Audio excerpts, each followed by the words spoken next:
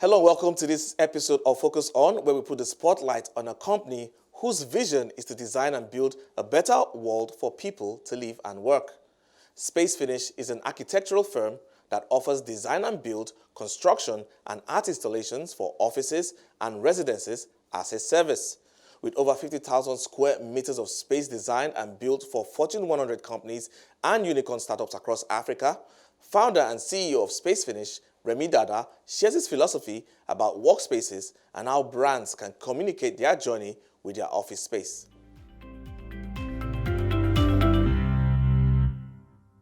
The interesting thing about the journey is it was never an intentional journey, right? It's more or less trying to solve a problem. And the issue that I experienced was just my own personal challenges. When I moved back to Nigeria, about 2012, I moved back to work for Google, right? And I just wanted to help Google develop their space to look like the other Google spaces across the world. And even more so importantly, trying to ensure that the Google space had that unique African flair, right? Because at that point in time, no one was really defining what does a futuristic Africa look like in a workspace, because no one was thinking about that. So going on that journey has led us down this path.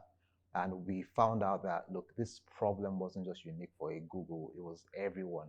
Anyone that wants to be productive across the continent needs the right environments, because your environment influences your behavior, right? So once we worked with our first clients, we had other clients like Andela, like, hey, what about us? And we've just gone down that journey.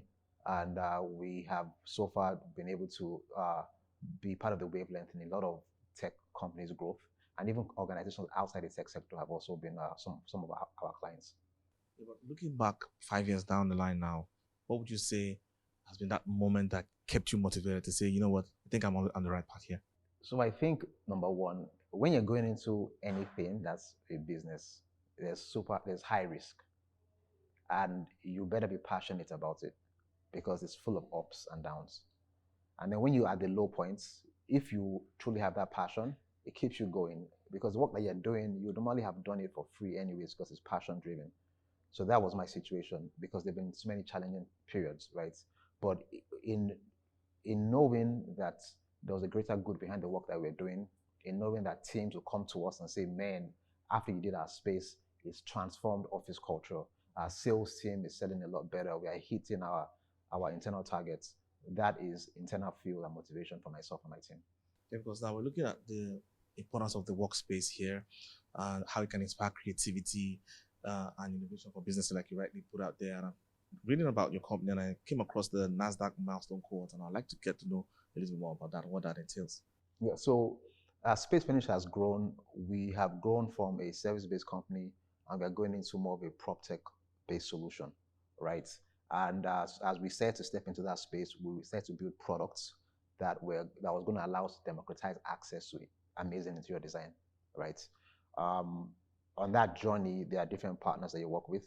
There are people who build platforms to help accelerate growth. The NASDAQ was one of them. And what we were doing at that time was a product called Design Matchup that is now a product called Campus. And they more or less gave us access to so much information, mentors, access to funding that allowed us to continue to grow on that journey, right? And it's interesting because normally you would think that your international platforms would only be for international players, but the NASDAQ is thinking global. So they're saying, who are amazing entrepreneurs or founders doing things across the world? We want to know who you are. We want to help you. And that's how we got on the NASDAQ milestone makers. Okay, because now looking 5 years down the line, I'm looking at your portfolio of projects, and I'd like you to speak to some of the projects that you think, yes, really caught your teeth and set you up on the pedestal here in Africa. You see, we don't see it that way.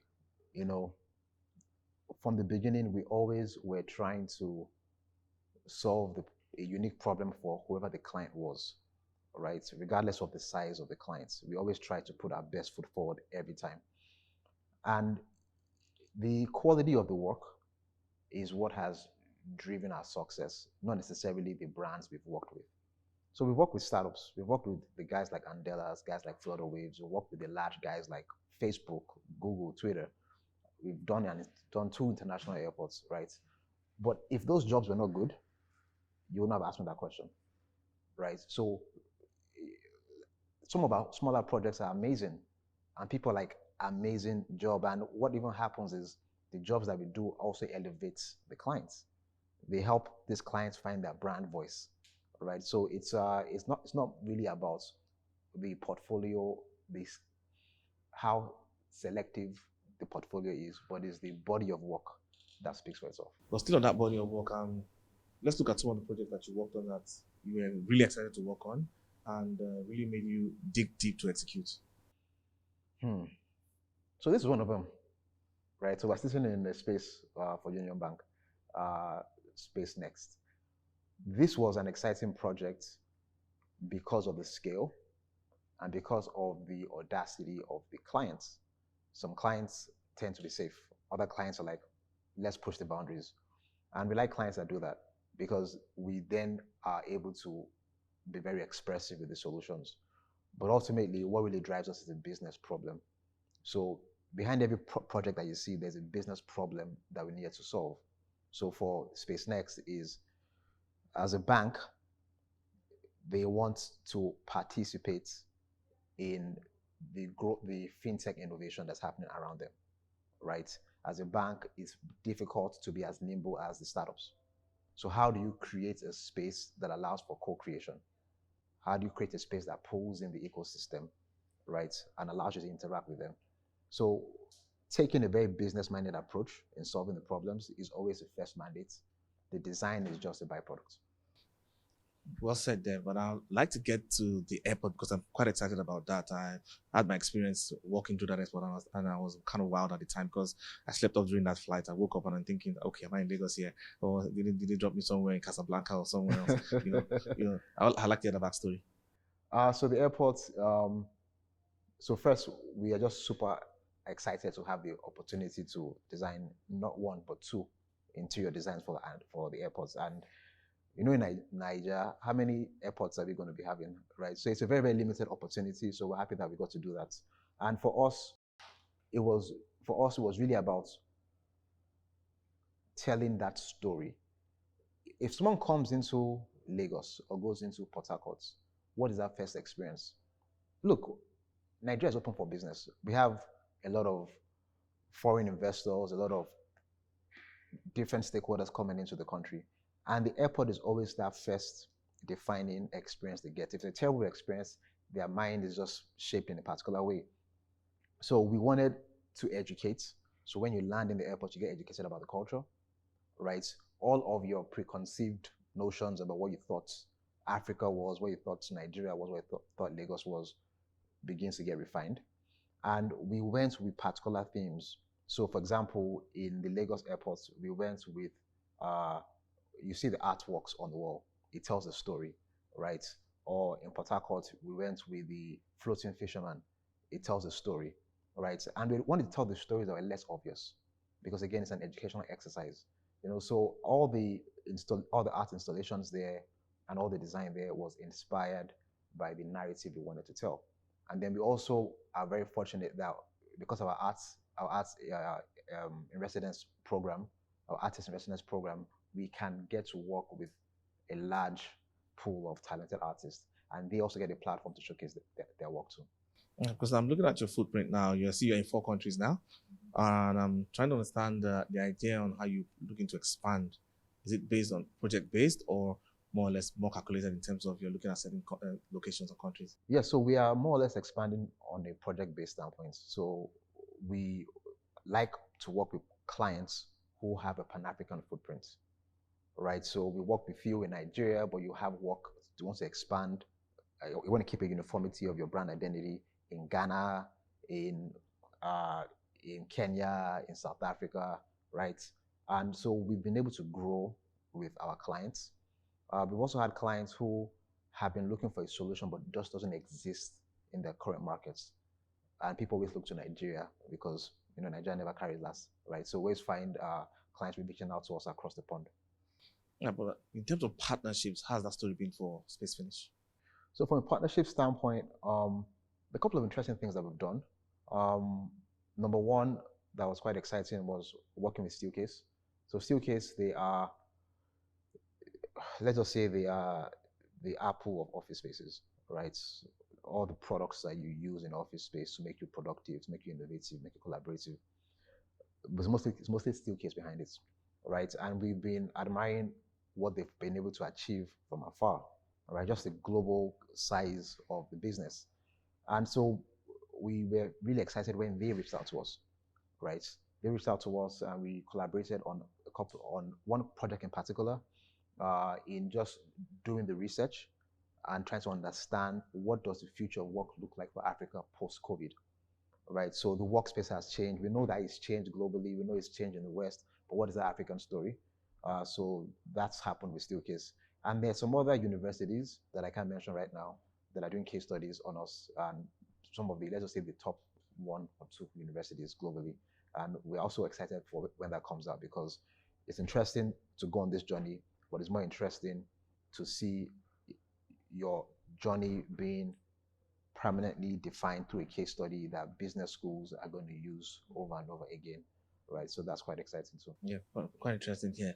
And on your future plans here, earlier you mentioned campus, and I'd like to wrap my head around, the context of how that is going to shape how your work is going to be down the line. So a lot of times people say, Remi, we want to work with you guys, but Spacefinish is just too expensive, right? I get that all the time. And the company vision is to design and build a better world for all humans to live and work in. But we found out that we were designing and building a better world for the most elite and guys with the biggest pockets to work in. So we're not being true to our vision. And we've been trying to figure out, okay, how do we scale this? How do we make this more accessible? How do we make amazing offices more accessible? That's one problem. The other one was speak to value. Even for the guys that work with us, because of the nature of how Nigeria is, things are not very predictable. It's very difficult for them to say, in a year and a half, I want to move to a new office space. So what happens, they say, hey, I want to move in 3 months. And we're like, it takes a lot of time to find your space, to negotiate your lease, to design the space, to build the space. You're looking at a longer period of, you're looking at 6 to 8, 9 to 12 months. So a lot of times, we find clients going through a lot of challenges. Clients paying rents in 2 places, clients out of offices for extended periods of time, clients having to pay a lot of money upfront, and guys who are trying to manage their cash flow that is very restrictive. So we said, let's create a product that solves for space value. Meaning, I want an office space tomorrow. I don't want a co-working space. I want my private HQ. I want to move into tomorrow. That product doesn't exist right now. So that's what Campus is solving. Campus is addressing space value, making it more affordable, so you don't have to spend any money on the fit outs. You just pay, you just lease the space, power, internet, everything is already solved for. It's solving for quality. You get access to the Spacefinish quality that used to just be for the Googles and Facebooks of the world. And also for productivity, there's a live and work component. How do you create something that allows your employees to live closer to you? So that's what Campus is. All right, now, so 5 years gone now. I'm trying to imagine what the next 5 years will look like for Spacefinish and how you're trying to drive that. So as we cross over the hurdle of our 5th year, a lot of people say that 5th year is when businesses fail, right? So a lot of startups don't pass the 5th year. So we are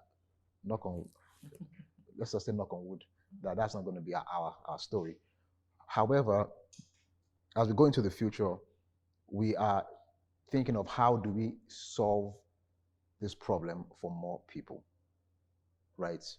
We have over 500,000 companies across Africa who need this solution. And we cannot scale that with our current tailored service. So we need to figure out how do we bring this to more people. So the next 5 years from now, I would want to be in a place where we launched more products that are addressing this problem for productive workspaces for more businesses across Africa.